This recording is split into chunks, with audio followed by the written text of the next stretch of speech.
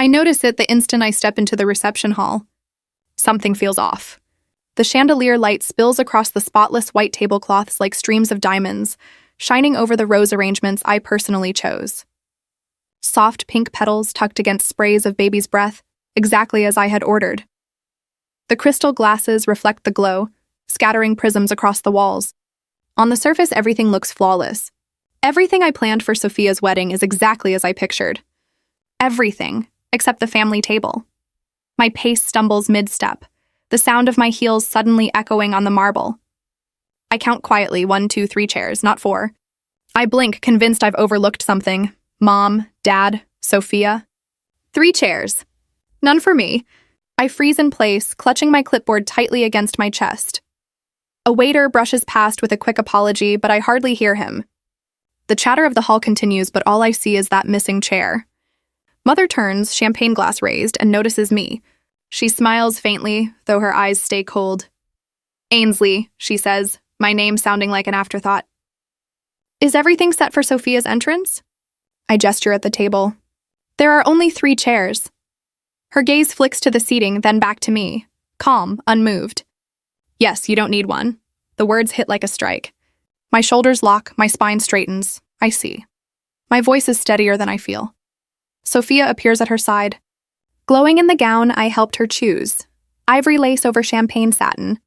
Perfect against her complexion. The family count is wrong, I say. Though the answer is already clear, Sophia's brows crease. Maybe the staff made an error. Her tone carries the same familiar edge. Any problem in her world must come from someone else. I hold her eyes a second too long, then reply, I understand. The words burn, but I keep my voice even. I turn away, clipboard pressed to my chest, posture flawless, each step deliberate. Near the service door, I stop to flip through my clipboard, though I know every detail by heart. My hands tremble faintly, betraying the calm I'm forcing. Just last night, I stayed until 3 a.m., checking centerpieces, adjusting lights, confirming everything for Sophia's big day. While the family slept in their suites, I combed through every corner of this venue. My phone buzzes, a text from the florist. We're continuing only because of you. Sophia hasn't paid. I close my eyes, recalling how I quietly transferred $4,200 last week to cover the deposit after her card failed. Another hidden cost she'll never know about. Another silent contribution. A decorative mirror catches my reflection. My navy dress, simple yet elegant, the one I made myself. Hair in a polished chignon, makeup perfect. Nothing on the outside shows the emptiness inside.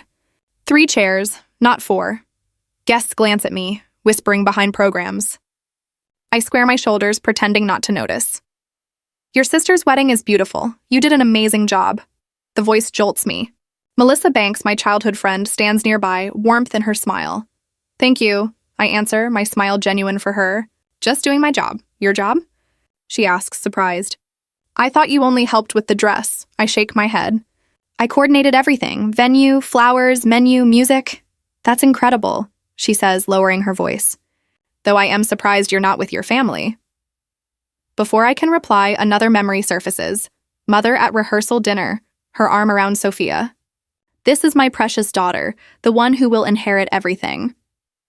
When Uncle Robert asked about me, she brushed it off. She's busy with work, not really part of the family celebration. Not really part of the family. I find myself alone in a quiet alcove. Laptop open across my knees.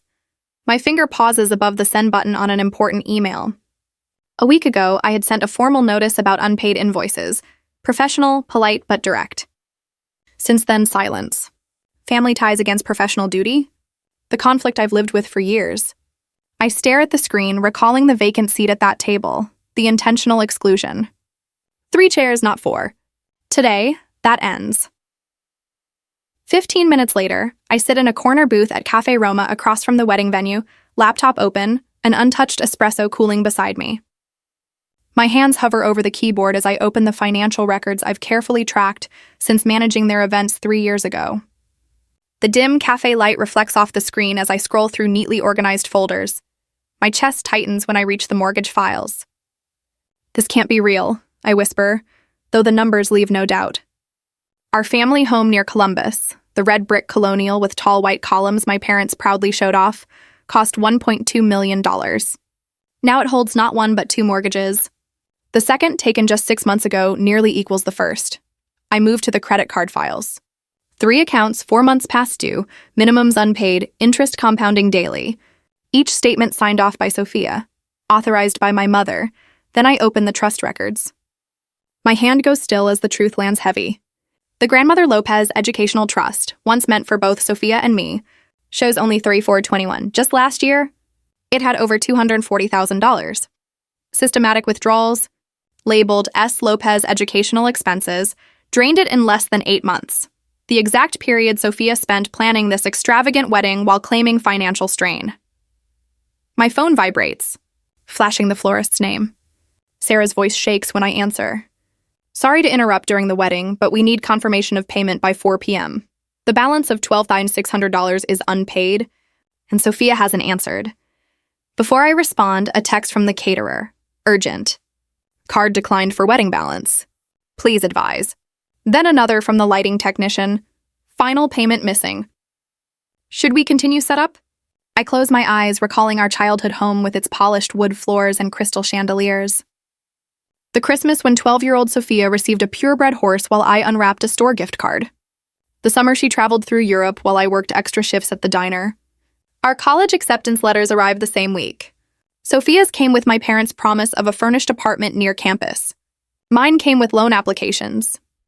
We believe in you, Ainsley, Dad said, hand on my shoulder. You're the dependable one. You'll be fine.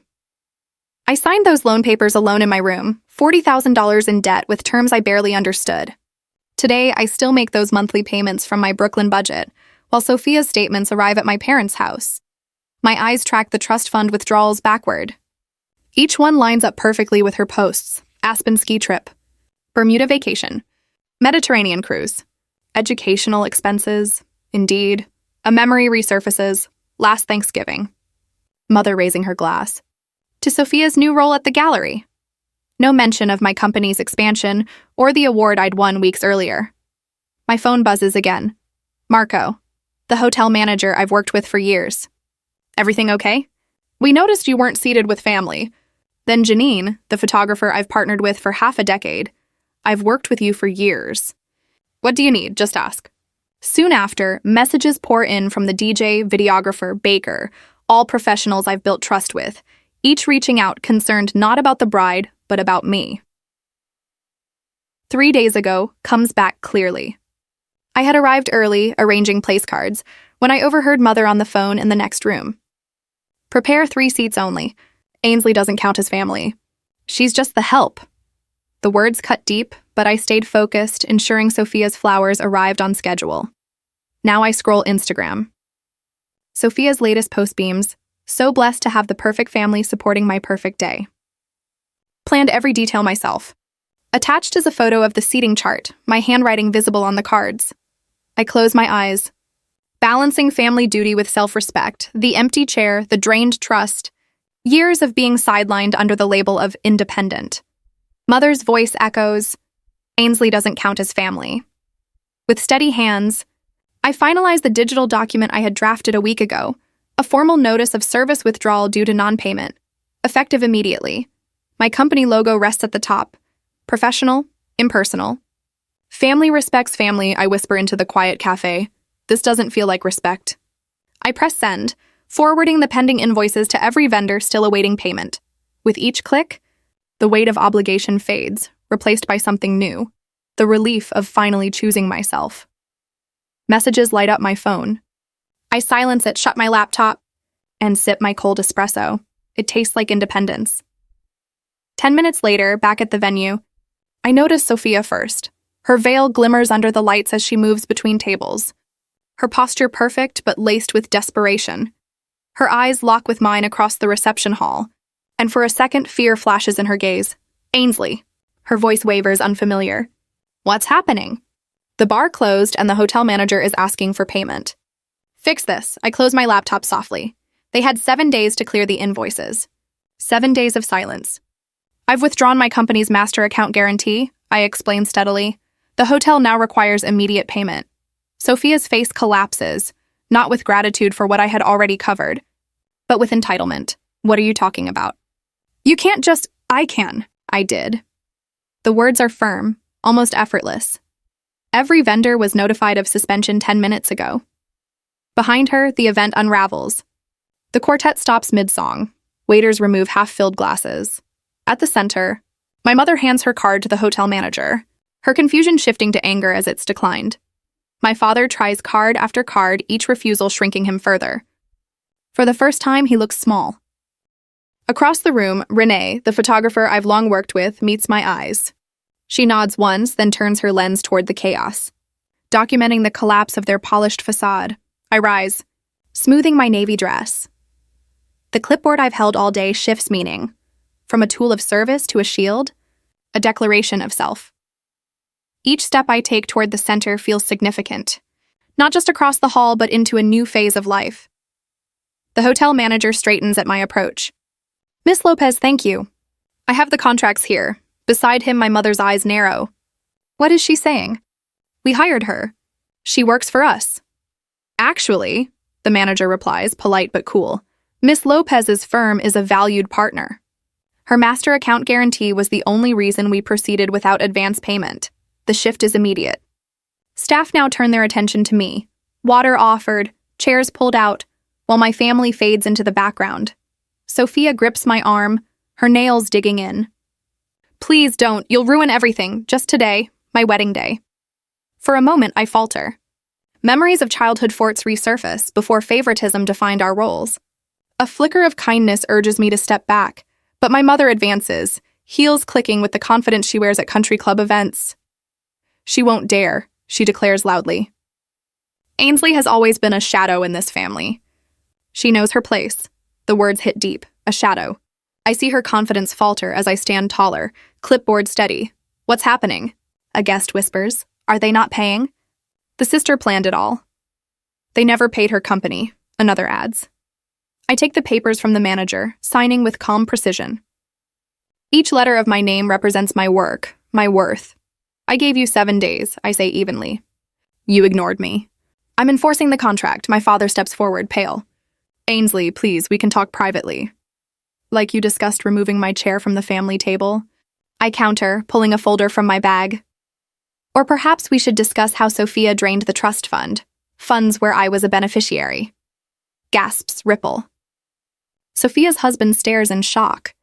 That money was meant for us both, I continue.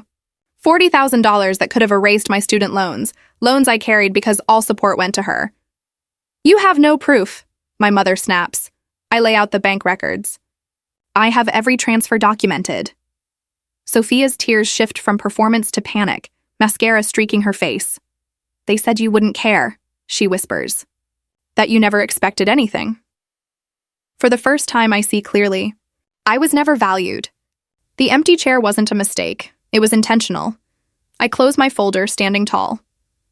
I may not count as family. My voice carries through the silence.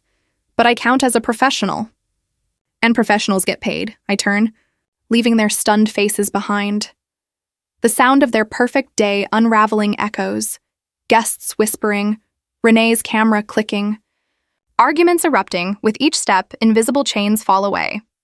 By the doorway, I feel lighter than ever. Sunlight greets me outside, warm against my face. For the first time, I stand fully in my own light, not as a shadow, but as myself. Half an hour later, the reception drains of guests, leaving only hurried whispers and clutched gift bags, where only an hour earlier crystal glasses rang with celebratory toasts. Servers now stack untouched champagne flutes onto carts. The white roses I had carefully chosen droop in their vases, petals falling like snow onto deserted place settings. I linger near the service entrance, observing quietly. Sophia's new husband, Mark, paces beside the half-cut wedding cake, phone pressed to his ear, his expression tight with confusion. The 6-tier design I spent weeks finalizing with the baker sits partially dismantled, the bride and groom topper leaning awkwardly. The wedding coordinator, whom I hired as my proxy once I accepted my role as family guest, approaches an elderly couple with a practiced, regretful smile. I'm sorry. But due to financial complications with the hosting family, the reception is ending early. My mother's church friends cluster together, their glances shifting toward Vivian, seated stiffly at the three-chair table, her eyes vacant. A part of me wants to feel a sense of victory, but instead, there is only emptiness. That evening, I returned to my modest apartment, slipping off my heels but still in the navy dress I stitched myself. The contrast between this humble space and the extravagant Columbus Country Club strikes me again. My hand trails along the worn fabric of my secondhand sofa. So unlike the Louis XIV antiques Mother insists define her living room. My phone lights up repeatedly. Father? Sophia, Mother, then again the planner. Mark. One by one, the notifications pile up, each a small strike against my resolve. With 3 firm taps, I block every family number. The silence that follows feels like my first full breath in years. From the refrigerator, I retrieve a bottle of Veuve Clicquot, a gift from a satisfied client I had saved for a milestone. If today doesn't count, nothing does. The cork pops sharply against the ceiling. To professional integrity, I murmur, raising a solitary toast in my quiet apartment. The glow of my laptop reveals my near-empty bank account. Still, I begin making calls. Carolyn? It's Ainsley Lopez. Yes, about today's wedding.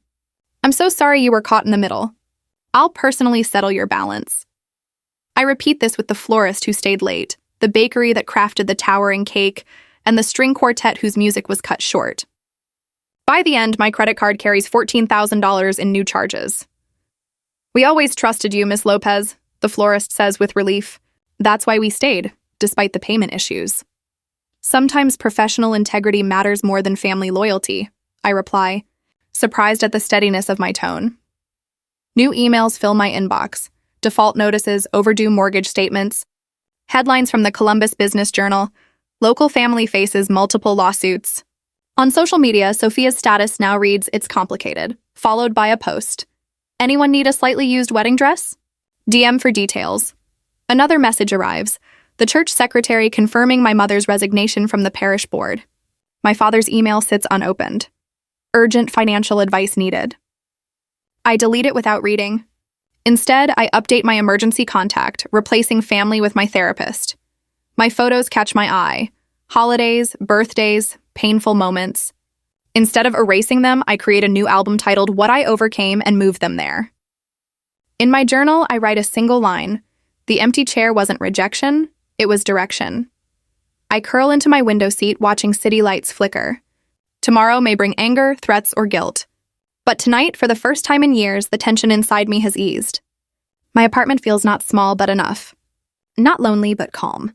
Sometimes the strongest position is the seat you choose to leave. 2 days later, headlines read, Lopez family home enters foreclosure. My coffee cools as I scan the article about my family's financial ruin. Emails arrive. One from my mother's longtime bridge partner. Is it true about your parents moving? Everyone is talking. I swipe it away only to see Sophia's new LinkedIn update, now seeking opportunities in event coordination. The irony is not lost on me. My phone buzzes again. Legal proceedings filed regarding the Lopez family trust. The same trust Sophia drained, the one where my name appeared only on paper. I set my devices aside, finish my cold coffee, rinse my cup, and place it neatly in the dishwasher. My movements precise, controlled, as always. 3 weeks later, she comes unannounced. My mother stands in my office doorway, gripping her purse with pale hands. Vivian Lopez, once commanding, now diminished. Designer clothes replaced by basics, carefully dyed hair streaked with gray. We made a terrible mistake, she admits, voice stripped of authority. We need your help. I gesture toward the chair opposite me, the very seat she once denied me.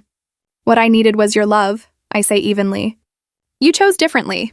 My phone rings with Sophia's name. I ignore it, holding my mother's gaze. Later, I hear her voicemail. The marriage has ended. He left when he discovered the truth about the money. Her voice cracks. Please call me back.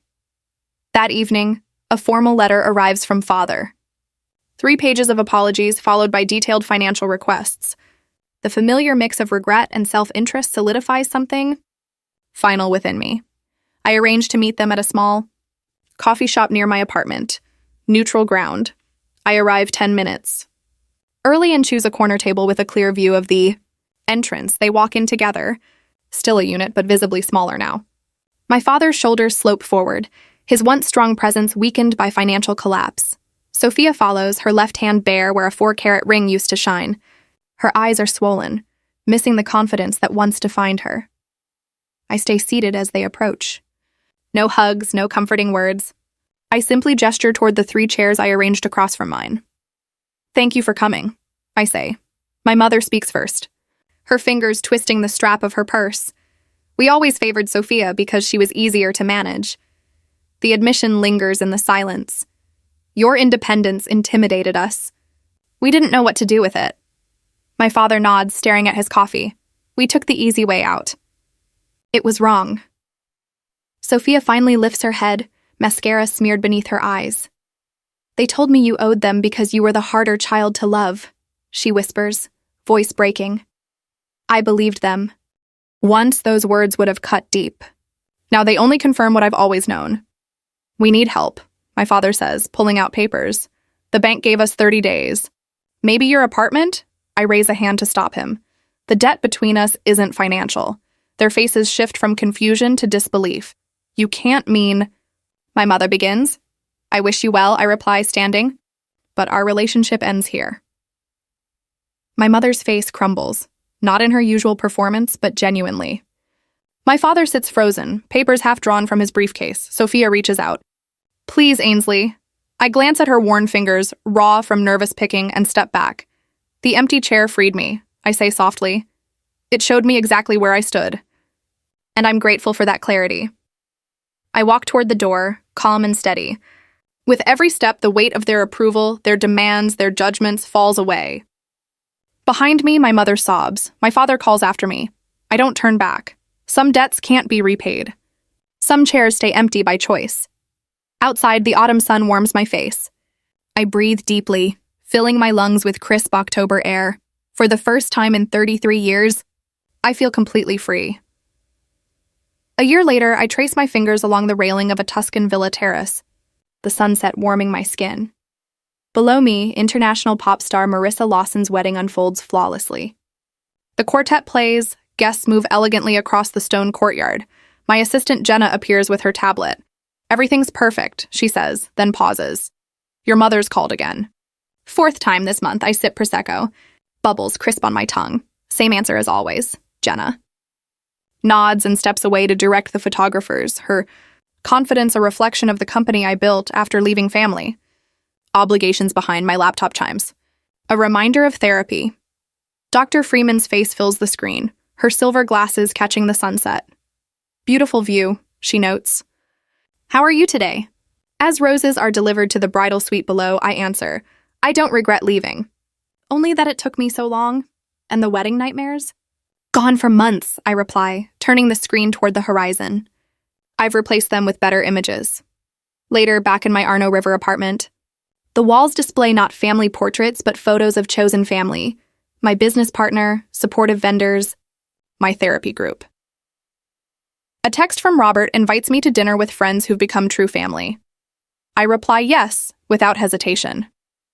Back in Columbus, my family's image has crumbled. Mother now works at Macy's perfume counter, designer clothes replaced with a uniform.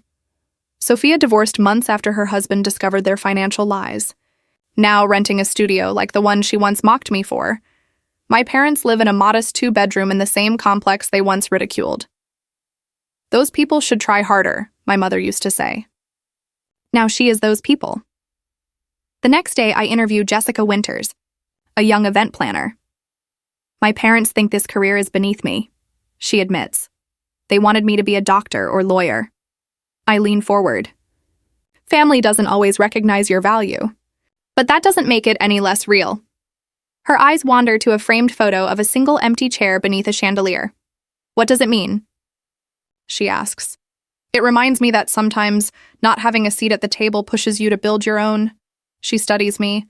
Understanding dawning. "That chair was from my sister's wedding," I explain. "Finding it empty was the best thing that ever happened to me." Her tears are not sadness, but recognition. That night on the villa terrace, I raise a silent toast to the stars. Last month, I launched the Empty Chair Foundation, scholarships for event planning students without family support. Yesterday, I accepted an invitation to give a TED Talk on professional integrity in personal relationships. This morning, I replied to a young woman's letter. Your story gave me strength. My response was simple. Your seat at life's table is always yours. The stars reflect in my wine glass as the Tuscan night embraces me. In that reflection, I see both who I am now and who I once was. The daughter seeking approval, the sister taking leftovers, the professional exploited by family. I speak softly into the night. That empty chair wasn't a loss. It was the turning point that showed me where I truly belong. And after 33 years, I finally feel at home in my own life.